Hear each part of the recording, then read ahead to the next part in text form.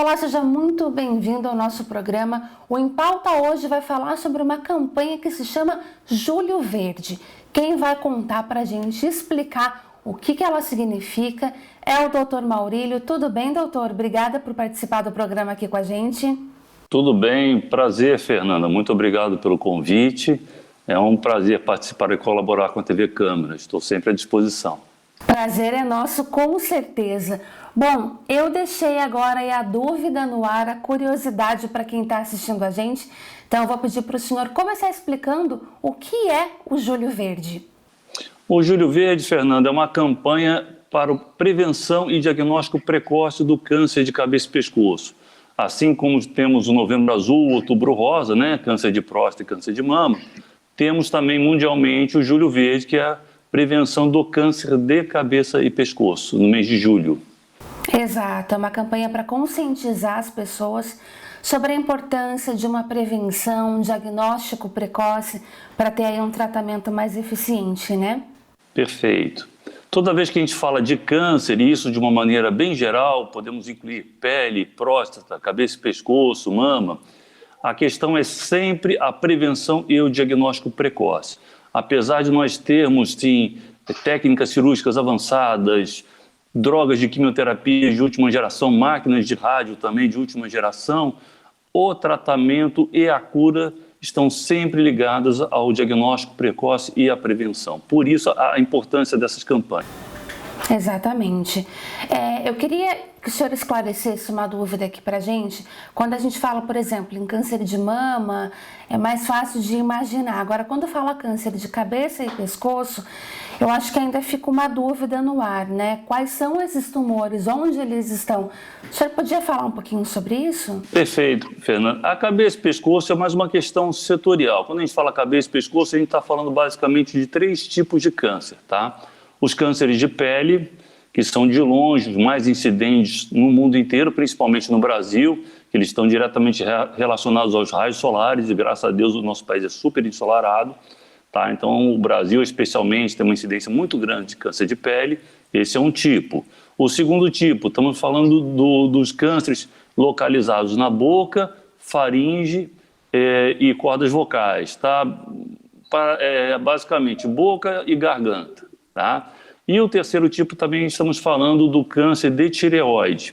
São os tipos mais comuns que acometem a região da cabeça e pescoço. Existem outros também das glândulas salivares, mas não são tão incidentes quanto esses 3.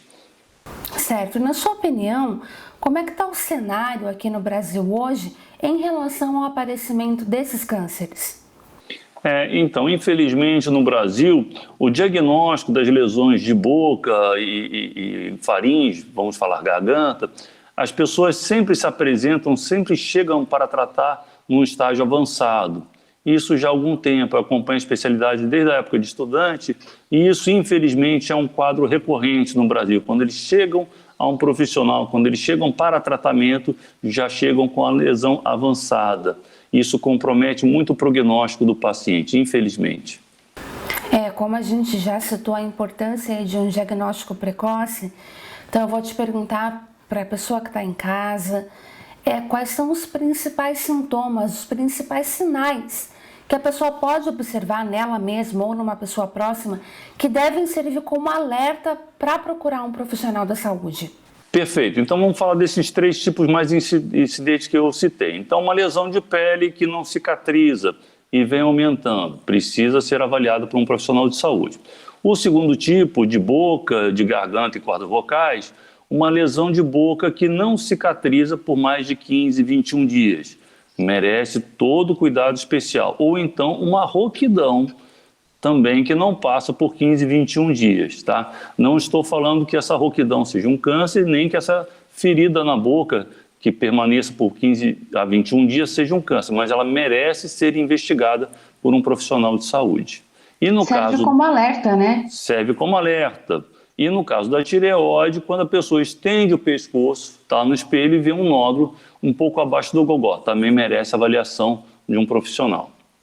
Eu acho que a primeira coisa importante que a gente tem que frisar aqui no programa hoje, então, é a importância de ficar atento aos sinais. Isso não quer dizer obrigatoriamente que o sintoma vai indicar que você tem um câncer, mas indica que pode ser o momento de procurar um profissional, porque o médico, sim, que é capacitado para isso, é que tem condições de avaliar e de entender qual é o tipo de problema que a gente está passando. É isso, doutor? Perfeito, perfeitíssimo. Muito bem. E a questão é justamente essa, procurar o profissional logo no início dos sintomas. Porque se não for nada, o médico já vai te tranquilizar, você vai aí fazer um tratamento certo para o que for, e se tiver algum problema mais grave, você já pode ser orientado e já começar aí o procedimento certo para a cura, né? Perfeito.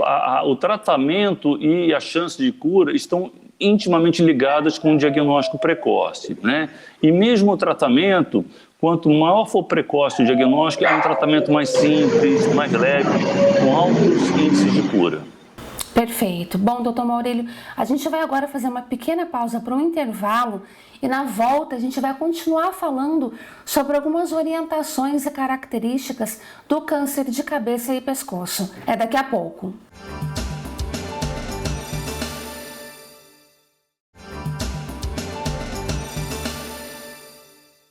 Nós estamos de volta com Em Pauta, hoje falando sobre a campanha do Julho Verde, que é uma conscientização para o câncer de cabeça e pescoço. A gente está conversando aqui com o Dr. Maurílio, que está dando para a gente algumas orientações sobre o assunto. Doutor, eu queria te perguntar se existem pessoas, né, grupos de pessoas, ou então fatores de risco para o desenvolvimento do câncer de cabeça e pescoço? Sim, muito bem. No caso do câncer de pele, pessoas com mais com a pele clara, olho claro, tá? A gente toma sol no Brasil o ano inteiro. O sol que está fazendo em julho agora, né? É um sol de inverno, mas é um sol muito forte. Então, pessoas com a pele clara, que está exposta ao sol, ela tem maior incidência de desenvolver câncer de pele. No caso da boca e da faringe, cordas vocais, são os tabagistas e os etilistas, né? Geralmente a pessoa começa a fumar e beber com 15, 16, 18 anos. Quando chega na idade de 50 anos, já temos aí 20, 25 anos, com o paciente se expondo ao tabaco e ao cigarro rotineiramente. Então são pessoas que estão dentro desse fator de risco, tá certo? E no caso da tireoide, ele acomete um pouco mais as mulheres, então mulheres com nódulo no pescoço. Perfeito. E como que é feito o diagnóstico do câncer de cabeça e pescoço? No câncer de pele é essencialmente clínico, né? O cirurgião de cabeça e pescoço, o médico geral, o dermatologista, né? Ele olha e é um exame muito fácil, é um exame clínico, tá? No caso da boca, também é muito fácil, é observar uma ferida que não cicatriza por mais de 15 a 21 dias. E no caso das cordas vocais, essa rouquidão que permanece por 2, 3 semanas, a corda vocal merece um exame com um aparelho chamado laringoscópio, que é um aparelho também muito utilizado pelos otorrinos, pelos cirurgiões de cabeça e pescoço, e tem em todo posto de saúde, tá? No caso da tireoide, é a palpação clínica acompanhada de ultrassom. Perfeito. Queria que o senhor falasse um pouco para a gente sobre qual é a relação que existe entre o aparecimento do câncer de cabeça e pescoço e a infecção pelo HPV. Isso, existe uma relação que está sendo muito utilizada, muito avaliada também com o câncer de orofaringe e o HPV. Essa relação está quase bem estabelecida e também a gente preconiza o sexo seguro, né? No caso, o sexo oral, com o uso de preservativo. Então, na verdade, existe uma relação? Existe essa relação e em muitos casos a gente pesquisa também o aparecimento do HPV no caso do câncer da orofaringe. Bom, o senhor comentou com a gente anteriormente sobre a questão do uso do cigarro, que é um dos maiores causadores aí para o surgimento do câncer, né? Não só o câncer do pulmão, como a maioria das pessoas acha, mas também o câncer de cabeça e pescoço. Queria que o senhor focasse um pouco nisso agora, falasse para a gente sobre os malefícios do cigarro, que todo mundo já conhece, mas a relação com esse tipo de câncer. Ótimo, Fernando. O cigarro, quando falamos de câncer, estamos falando de cigarro, O cigarro é o grande vilão do ser humano, é o grande causador de câncer no homem, especialmente na região da cabeça e pescoço. Estamos falando de boca, estamos falando de faringe, garganta, estamos falando de cordas vocais, tá? O cigarro está intimamente ligado com o câncer de boca, faringe, garganta e cordas vocais, laringe. Quanto mais a pessoa fuma, quanto mais a pessoa se expõe, maior a incidência disso, tá? Isso também associado ao álcool. O álcool também é outra droga lícita, legal, assim como o cigarro, mas ela é grande causadora de câncer nessa região. E tem uma questão, o álcool associado com o tabaco, eles têm efeito potencial, eles se potencializam, tá? Eles se somam.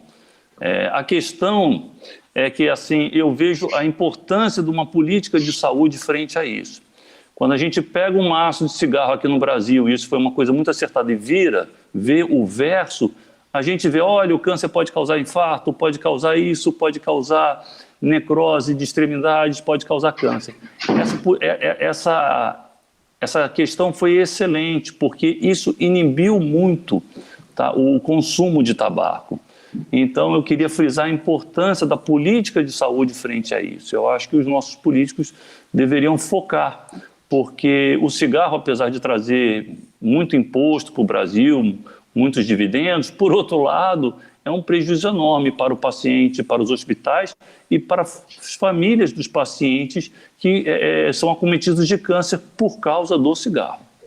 Já passou da hora das pessoas entenderem a gravidade do consumo do cigarro, quanto isso pode fazer mal para a sua própria saúde. Também a questão que o senhor falou, a questão financeira, querendo ou não, uma pessoa que é acometida por alguma doença, pelo uso do cigarro, ela vai acabar aí também trazendo prejuízo financeiro para o convênio, para o SUS, seja lá qual for o socorro que ele for buscar, ou seja, não tem benefício em área nenhuma.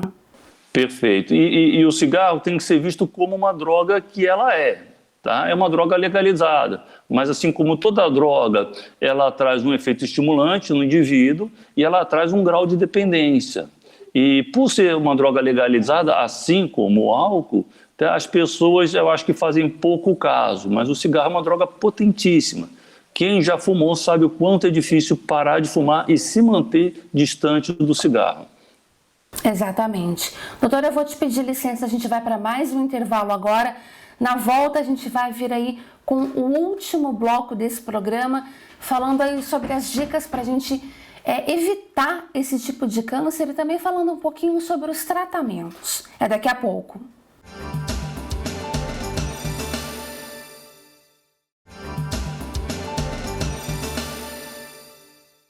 Estamos de volta agora com o último bloco do Em Pauta de hoje, falando sobre a campanha do Julho Verde.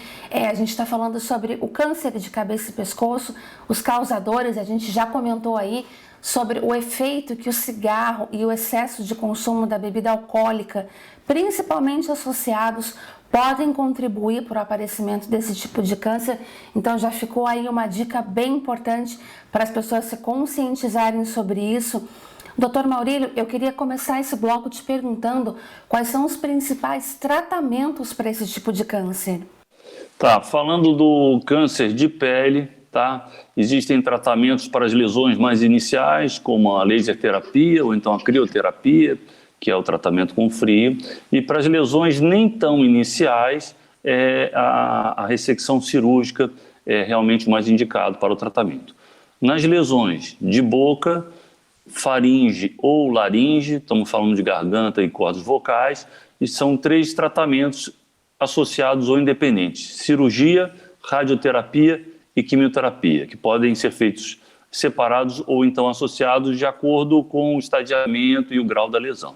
E no câncer da tireoide, o tratamento é essencialmente cirúrgico, seguido ou não da iodoterapia. Perfeito. Existe alguma maneira da gente tentar, de alguma forma, prevenir esse tipo de câncer? Sim, existe. Bom, primeiro de tudo, falando em cabeça e pescoço, filtro solar, tá? Vivemos num país, já falei, super ensolarado, então o filtro solar tem que se tornar um hábito. Eu digo para os meus pacientes, é como escovar os dentes. Pôs o pé na rua, filtro solar, fator protetor acima de 30, 4 a 5 vezes por dia. tá? No caso de boca, faringe e laringe, tá? Evitar o máximo cigarro, bebida alcoólica e ter um estilo de vida saudável. Frutas frescas, verduras verdes, boa alimentação, se possível praticar um esporte, tá? São hábitos saudáveis que geram qualidade de vida, né? Isso, melhora a imunidade do paciente, melhora o estilo de vida, tá? E o sexo oral seguro com preservativo. E no caso da tireoide, famílias com mulheres que possuem um diagnóstico de câncer de tireoide, se observarem algum nódulo no pescoço, ou outras mulheres que apresentarem nódulo no pescoço, procurarem também um profissional de saúde. E doutor, esse tipo de câncer, eles têm cura? Com certeza. Olha, a grande maioria dos cânceres tem cura, principalmente os de cabeça e pescoço. Mas a cura está essencialmente ligada ao diagnóstico precoce. Quanto mais cedo a gente fizer o diagnóstico, maior a chance de cura. Estamos falando acima de 80% de chance de cura. Perfeito. Bom, a gente preparou um vídeo aqui para vocês que estão em casa agora, mostrando aí alguns cuidados em relação principalmente ao cigarro, à bebida alcoólica, coisas que a gente deve evitar para prevenir esse tipo de câncer e também para ter aí uma condição de vida mais saudável. Roda o VT. O Julho Verde é uma campanha mundial de prevenção ao câncer de cabeça e pescoço, que busca conscientizar as pessoas sobre o diagnóstico, tratamento e a reabilitação. Os tumores de cabeça e pescoço são uma denominação genérica do câncer que se localiza em regiões como boca, língua, gengivas, bochechas, amígdalas, faringe, laringe, esôfago e tireoide. Vale lembrar que o consumo excessivo de bebidas alcoólicas e o cigarro são fatores de risco para o surgimento da doença. E fique atento aos principais sinais que podem indicar alguma alteração: rouquidão persistente, nódulos no pescoço, dificuldade para engolir, mudança na voz, manchas brancas na boca, aftas frequentes, lesões com sangramento na boca e dificuldade para cicatrização. Bom, espero que todos tenham aproveitado a nossa conversa de hoje. Doutor, obrigada por ter esclarecido para a gente sobre esse assunto, né? Nesse mês aí de campanha de conscientização. Obrigada por ter compartilhado um pouco do seu conhecimento com a gente. Prazer, estou sempre à disposição, Fernanda. Tá certo, muito obrigada. O programa Em Pauta de hoje fica por aqui. A gente se encontra na próxima edição, sempre com um assunto diferente e com um especialista trazendo aí as novidades para nós. Até lá!